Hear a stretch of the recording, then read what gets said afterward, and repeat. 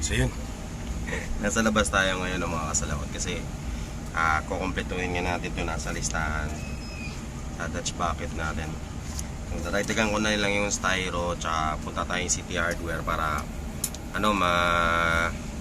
makompleto natin yung mga pang table ng Dutch bucket natin. Tapos bibigyan ko kayo ng ng pricing.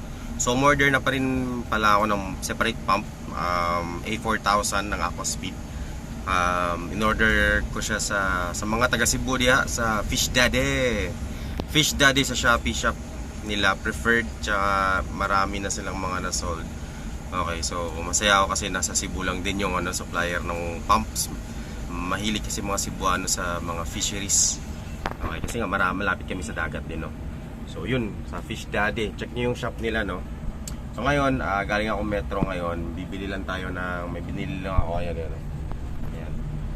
Pero pumunta tayo dun sa favorite na sari-sari store ko, sa Barato Trading.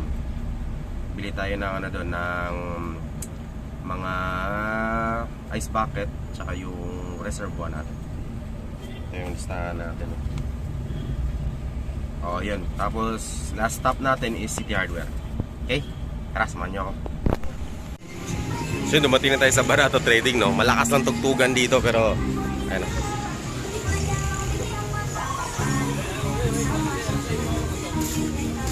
kung spelling day, Bratto de Bratto. Tara, punta tayo doon.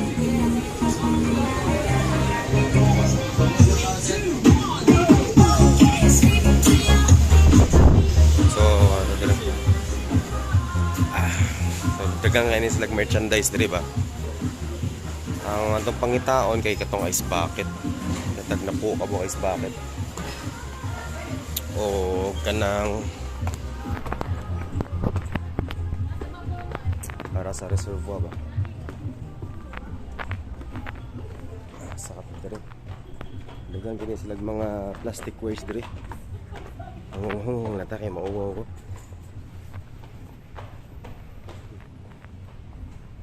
Pero itong pangitaon, itong ice bucket, napuka-buka ito paliton. Palitag napuka-buk, so nasa 1,000 sad. Ang tatag mo assist eh. Kaya ba? Kini siya. Pero, wala na sila blue. Okay. Wala na sila blue, mauna lang eh. Sa okay. Sa duha. Mangita tagkuan we, assist. Diat. Ayo. Ay tao dali. Dong, naamba mo yung ice bucket nga ano katong gagmay dong? Nga blue. Kana na lang koloran na bilin? Gay kog na po kabok dong be? Kuha ko na po, di ko kabot. Signang may hagdanan niya. Wala na blue. Puro rakuan. Na red.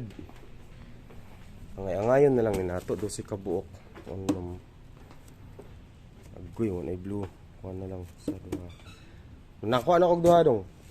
Dungagi lang nagkuhan kabuk 8. May tagkaabot na. Sagol-sagol na lang niyang kuhan ang color ani.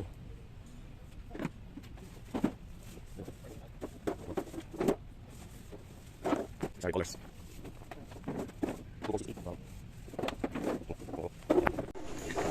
Ito na. Ang dami. Tapos ito pala, binili natin 80 liters. Ayan. So ito na lang kasi yan eh. Yan, patabang ako. Tulong ako sa kanila. Pagi ko silit, sir. Sorry, sir. Ayan. So yun lang yung pinunta natin dito sa Barato. Then City Hardware tayo kasunod. So, bali nasa 1,300 din lahat to, no? Tapos ito 300 pesos. Ayan. Okay, ko lang sir. Ayan. So ito din yung isa sa mga favorite kong hardware dito sa sa City Hardware ba. Kasi kompleto talaga dito ng Tingnan niyo naman yan. Toy Kingdom to ng mga ng mga kalikotero. Ang kasama natin si Kuya para siya yung mag-a-assist sa atin. Nantay ko lang na i-load nila yung pipes. So, ito yung total mga kasalakot. Bata kita. Dito kita. Teka. 906.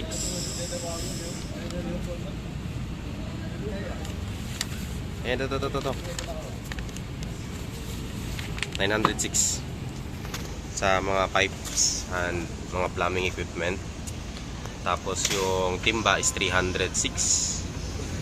So plus 1,000. So mga nasa 2,500. Actually halos 3,000 din kasi yung pump syempre. Ano dong, soksok na dire dong. Ikot din sila. Oh, hikot. Kana, pwede na.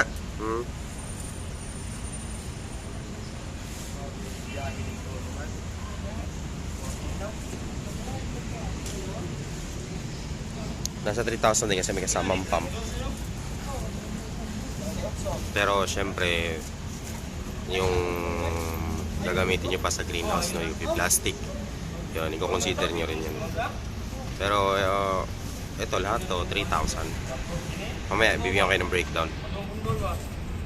Uwi na tayo. Nalilito ako sa camera.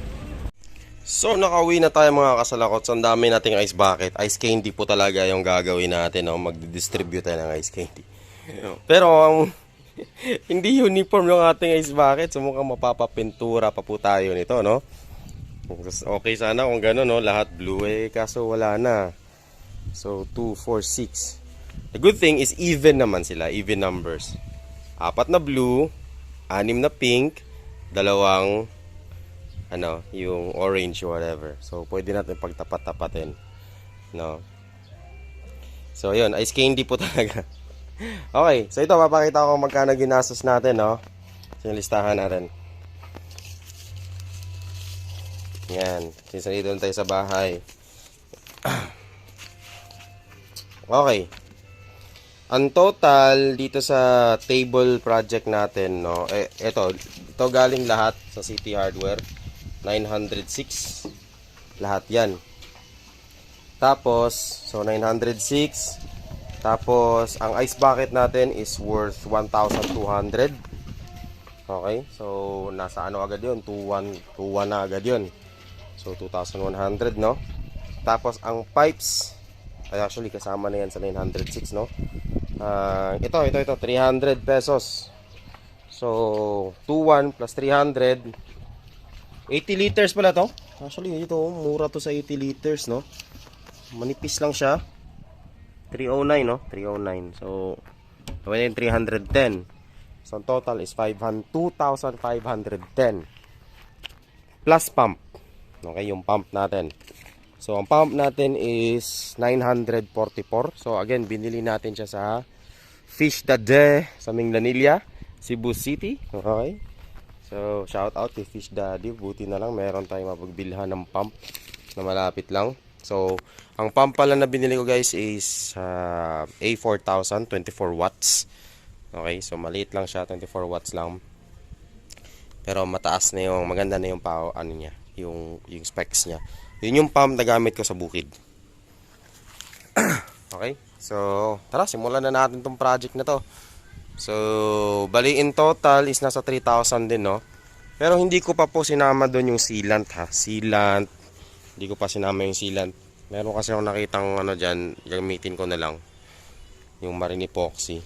Kasi mukhang patigas na So, gagamitin ko na lang. So, hindi ko sinama yung sealant. Hindi ko rin sinama yung pagpapabuo niyan. Okay? Kasi ang costing lang naman na ginagawa natin is merely pang Dutch bucket lang. Okay, so pero kailangan nyo rin ng ganyan. Maganda pag may ganyan kayo. Right, so iba din yun kasi greenhouse na kasi yun Right, so hindi lang yung pang Dutch bucket yung pwede nyong magamit yan. Oh, by the way, ang sa drain pa pala, no? Sorry. So kung isasama natin to, this is 360 to. Pero again, pwede kayo gumamit ng yung regular lang na PVC. Yan lang ang gagamitin ko kasi meron ng available eh. Tsaka mapagtataniman ko rin. Okay? So, tara, sisimulan na natin ang paggawa nito, no? At sisimula tayo sa table. Table ang unahin natin gawin. Okay. Okay, so medyo mahaba-habang project to, no? Kasi, ano, so, sa YouTube ko na lang to ilalagay, no? Siguro gawin na lang natin 2-part para hindi masyado mahaba. Baka kasi mabagot kayo eh. Kasi sinama ko pa yung pang pamimili ng materyales. So, dito natin siya si-set up. Yan. So, dito ko ilalagay yung reservoir kasi mas malalim siya. Mas malalim to dito. Lalagay ko lang to para ano. Yan. So, papakita ko sa inyo yung buong project na to, no. From start to finish. Ayan. Ay, itatabi ko muna tong half natin. So ito kasi sa lettuce to na ano. Tatabi natin to. Ito muna. Si Bordsy naman. Teka Bords, may gagawin tayo dyan Bordsy. Ayan. So ito yung ating reservoir. Diyan. Yan. So, gaano ba kataas ang table natin? So, make sure lang na mas mataas lang siya unti sa ating reservoir. So, from here, ayan, siguro 18 inches. Actually, kahit 17, no? Ayan. So, 17 inches tayo dito sa paa. Ayan, kasi syempre yung bilog pa nung ano nung 3/4. So another 3/4 inch naman 'yon. So may elevation na 'yan. Okay. So magsusukat tayo ng 17 inches, 6 na paa. Okay, na 17 inches. Tapos ang lapad natin is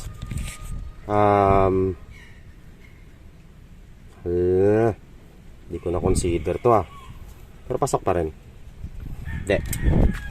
Kasi yung lapad, sinukat ko yung lapad, hindi ko na nasulat eh. So ang paa natin 17 inches.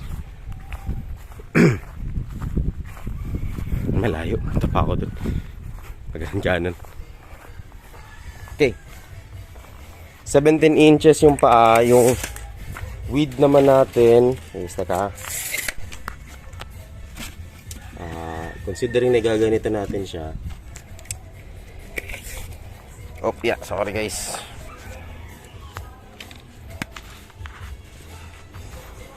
Yan.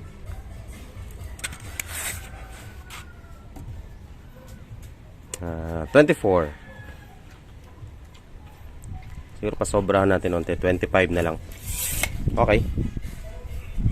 So magkakatay ng paa 17 inches. 6 na piraso. Okay, so pwesto ko lang yung cellphone. Saan yung stand natin? Tap lang ako ng stand. Ito na lang.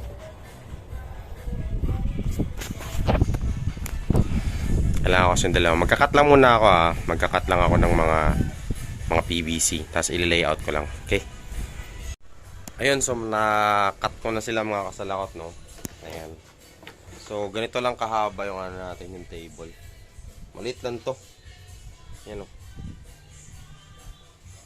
Maliit lang. So, ito yung tiil ng ating table. So, 17 inches lang to. Okay. So, kasi ayoko nang mataas kapag Dutch bucket. Kasi nga, syempre, mga fruitings yung ilalagay natin. Masyado na mataas kapag ano. So, ginagawa ko siyang as baba as possible. Pero, over ng reservoir natin. So ito, meron tayong 6 na footing paa. Okay, 17 inches yan. Tapos meron tayong yung across 3. Okay, kasi minimake sure ko lang na meron tayong support every 4 feet. Okay, total mababa lang din naman yung design natin. So I don't think kailangan natin ng sobrang maraming across. Okay, tapos yung haba natin is madali na lang naman yung sukatin, no? Pero ang gawin natin is buuhin muna natin yung paa. Okay, so assemble lang to para mabilis. Again, modular kasi yung ano natin, yung plano natin, no. Ayan. So, yun. So, ang bala kong gawin sa paa is naka-T, tsaka elbow. So, kuha lang tayo ng T. Pakita ko na lang. So, ito yung paa. Elbowan lang natin na ganon. Yan. So, paa na. Ang galing, no? Magic. Paa na agad. Hindi, lalagyan ko pa yan ng T. Ganyan. Para meron tayong support. Okay. So, lalagyan ko lang to ng coupling or ano sa gitna. Teka, mapuputulan ako. Yung mga sobra tayo dito eh. Oh, yung mga styro natin nililipad. So, ang lakas ng hangin dito. Agay ka. Yan, nalagyan natin dito. Asan yung T natin?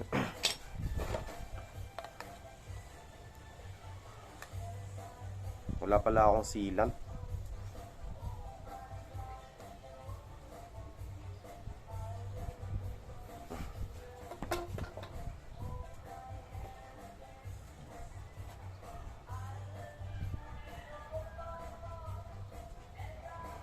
So, kung ilan ba ang baon nito? Para ay! Nahulog yung ano. Kaya lang ako yung ano. Nasa ano? 1 inch ko isa ang tulad. Lang ko. Ako, sa akin mataas. Hindi ko. Hulog ko. Sa hindi.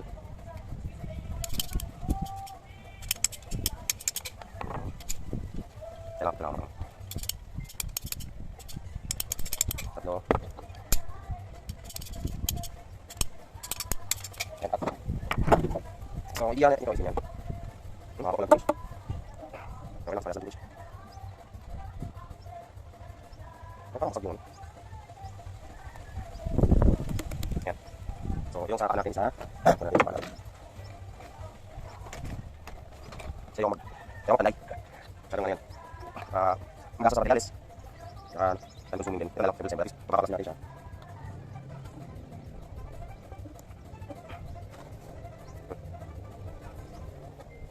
Tapos natin 25. Ayan. So, may pang-puting na tayo. Actually, di ako siya matibay ito, pero let's start the process. So, ito yung first natin. Doon na isa.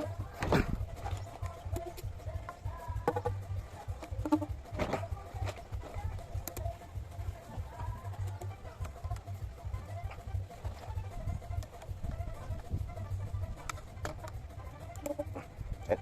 Wala isa cross.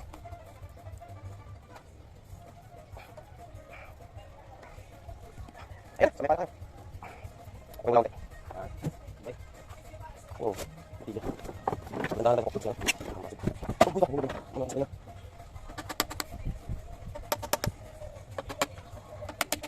Taklan natin ba?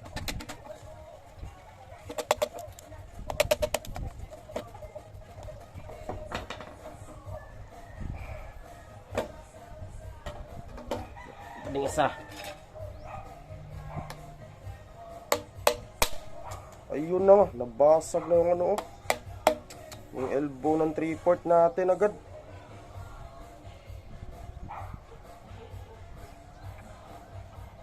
Nasobra. Fail. Palitan ko yung elbow.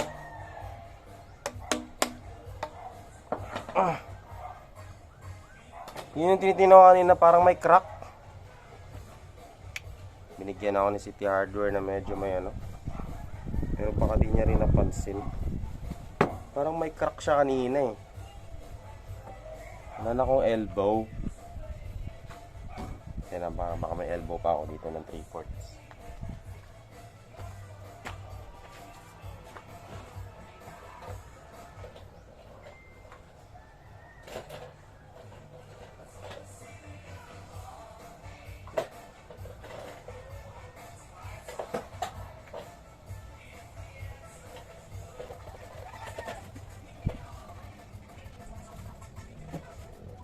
Unfortunately, wala tayong elbow na iba. Okay, no? Hindi ko napasobrahan yung elbow.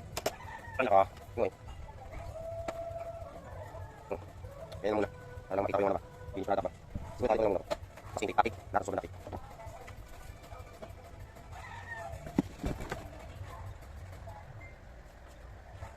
Sag lang yun yung ano.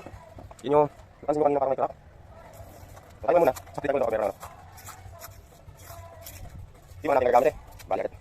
Paano ko yung kapitan mo lalagyan natin dito? Kasi ganyan siya. Tignan natin yung ano.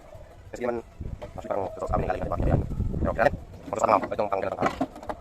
Ngayon, charge lang ako. Ayun. So, nawalan kasi tayo ng battery kanina, no? So, binuo ko siya muna pero ito na siya. Ayan. Pero marami pang kulang pala. So, di ko na-consider yung brace kasi ito nagpipivot to eh. Umiikot. Nalagyan ko ng brace pag ganun. Ganun din lahat ng pala, lagyan ko ng brace. Tignan mo, sumasayaw siya eh. Sumasayaw. Malambot siya masyado. Okay. So, lalagyan ko lang yan ng brace pag ganun. Tsaka siguro dadagdagan ko rin yung ano, yung dito, gitna. Yan. Tapos, ang isasahig natin yan, ito nakita ko lang to. Pero hindi yan isasahig natin. Maghahanap lang ako ng pwede natin isahig dyan na mas manipis. Siguro tabla na or ano ba? Makakita ko ng mga ano dito, mga scrap na gamit. Para lang maplastada natin tong ano ba. Pwede din ito, pwede kung pwede gamitin. No? Hatiin ko lang siya. Pero kasi kapos siya eh. Hindi siya aabot eh. Pero ito yung idea niya, no? Tingnan nyo. Ayan. Ayan to. Tingnan nyo, sumayaw yung paa, oh. Ayan. So parang ganyan yung table lang, no? So dadagdagan lang natin nga yan yung brace pa ganun. Tapos isang pa ganun pa na ano, naka-cross para may support. Ganon din yung paa dito. Ayan. So no-hold niya naman pero feeling ko bibigay ito kapag hindi natin dadagdagan eh. Kasi syempre lalagyan to ng tubig. Bibigat to. Kung hindi man siya bibigay, katagalan lulundo. So, kaya kailangan natin siguro, kailangan natin lagyan ng tabla pa ganon. Tapos dagdagan natin yung gitna. Pag ganun. Ayan. So, ang kulang natin dyan is siguro 6 na T. Kasi may mga sobra pa namang 3/4 doon. Ayan. Natin ako magkakasya yun, no? And then, ayun na. Pwede na natin to gawa ng ano, ng supply system. So, parang ganyan lang yung gusto ko mangyari, no? Ayan. Tapos in between, pwede natin lagyan ng ano. So kung hindi ko pa siya pupunuin, actually ang magkasya nga lang pala is 10 ice bucket lang. Kasi hindi ko na to magagamit. Lumagpas na pala kasi siya. So yun yung ano, yun yung kapag hindi ka nag-measure twice, cut once. Ayan. Pero no problem, no, kasi pwede natin lagyan niya ng ano, ng pananim. Or kahit anong pananim dyan. So, pwede kasi natin gawan. So, ilan lang? 1, 2, 3, 4, o 5 pares. Bali 10. 10 ice bucket.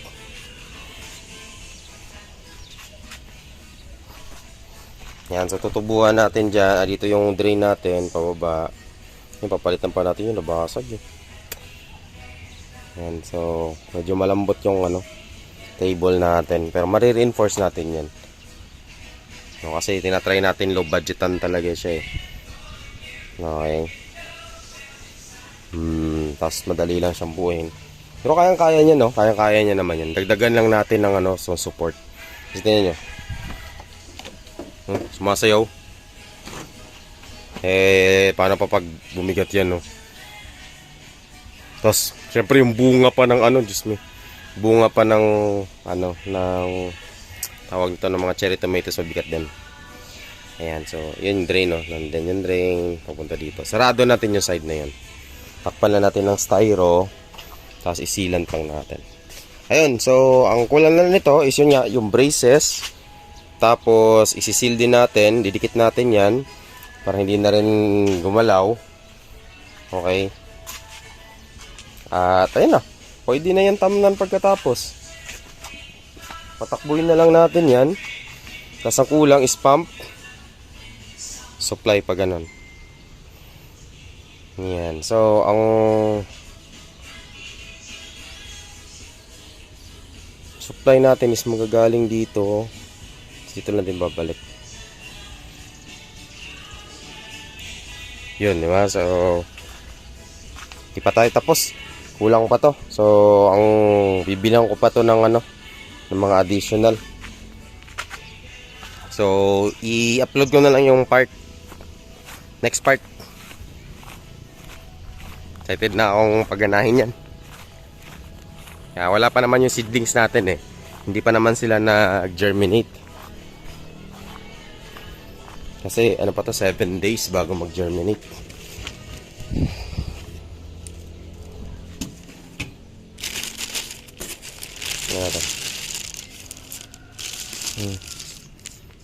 Parang ano, umangat to.